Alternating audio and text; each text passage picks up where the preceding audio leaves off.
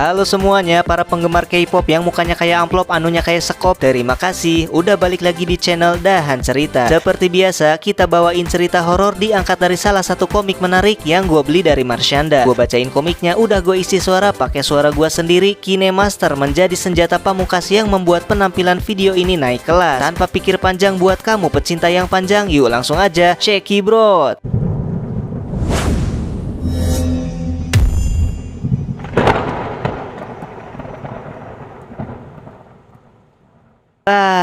Akhirnya pulang juga. Sambil jalan kaki, si Adam tengok kanan kiri berharap ada yang nawarin gorengan gratis di pinggir jalan. Hari ini Adam pulang malam. Keheula, si Adam teh nama panjangnya Adam Duri-Duri Dam. Biar ngeunaheun, sebut saja dia si John. Hari ini si John pulang malam karena dia mengikuti kelas tambahan di sekolahnya. Jarak sekolah ke rumahnya lumayan jauh dan juga dia selalu pergi dengan berjalan kaki dari rumah ke sekolah. Haduh, John, karunya teuing ari maneh. Si John berjalan pulang melewati jalanan yang biasa dia lewati tiap harinya. Tapi entah kenapa hari itu terasa berbeda. Sambil terus berjalan, dia berkata dalam hati, "Duh, iya jalanan meni sepi, sunyi, kosong gini euy. Sama seperti hatiku yang tak pernah ada penghuninya." Acir, si John kalah curhat. Laju kaki si John terhenti ketika suara tangis wanita tiba-tiba terdengar olehnya. Si John bertanya dalam hatinya, "Wah, saha eta nu ceurik jam sakieu?"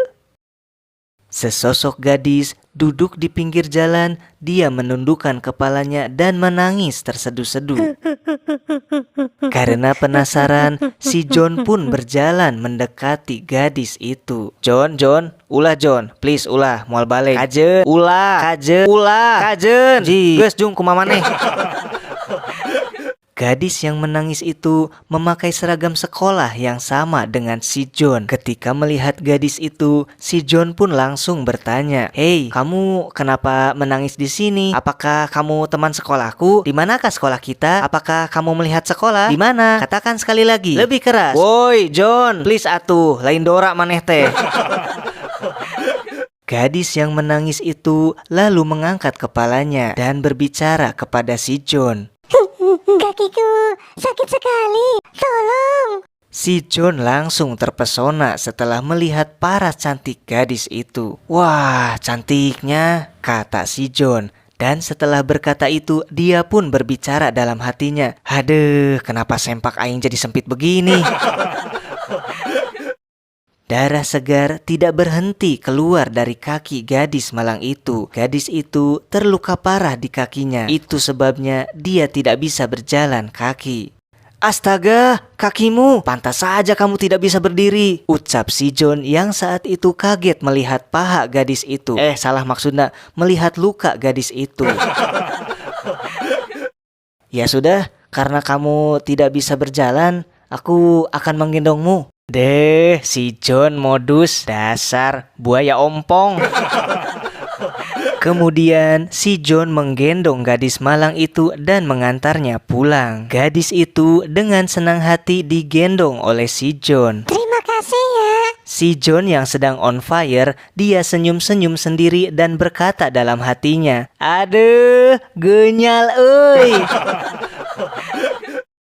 Di tengah perjalanan, tiba-tiba si John merasa merinding. Dia merasa ada yang tidak beres. Sambil keenakan dan ketakutan, si John bertanya pada gadis itu, "Ngomong-ngomong, di mana rumahmu?" Si John menyadari tangannya tidak bisa merasakan kedua kaki gadis itu. Kaki gadis itu seolah-olah menghilang. Dan tangan si John terus meraba kaki gadis itu. Perlahan-lahan semakin naik dan menuju ke arah tengah. Lalu tiba-tiba "Rumahku di kuburan." wajah si John semakin pucat setelah mendengar jawaban dari sang gadis itu.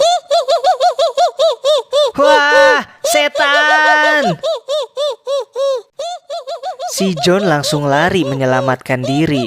gadis cantik itu berubah sosoknya menjadi hantu yang menyeramkan. Ah, tolong! Tuh, John, cek aing ge tadi teh ulah tengah denge maneh mah di bejaan teh. Lebok tah curi. Sesampainya di rumah, si John yang ketakutan itu langsung berteriak meminta tolong kepada ibunya dan hendak menuju kamarnya. Wah, tadi ada setan! Si John langsung indit menuju kamarnya tanpa membuka sepatu, langsung mengunci pintu takut ada orang yang tahu. Dibelah bang, dibelah, enak bang, silahkan dibelah. Anjay, belah duren.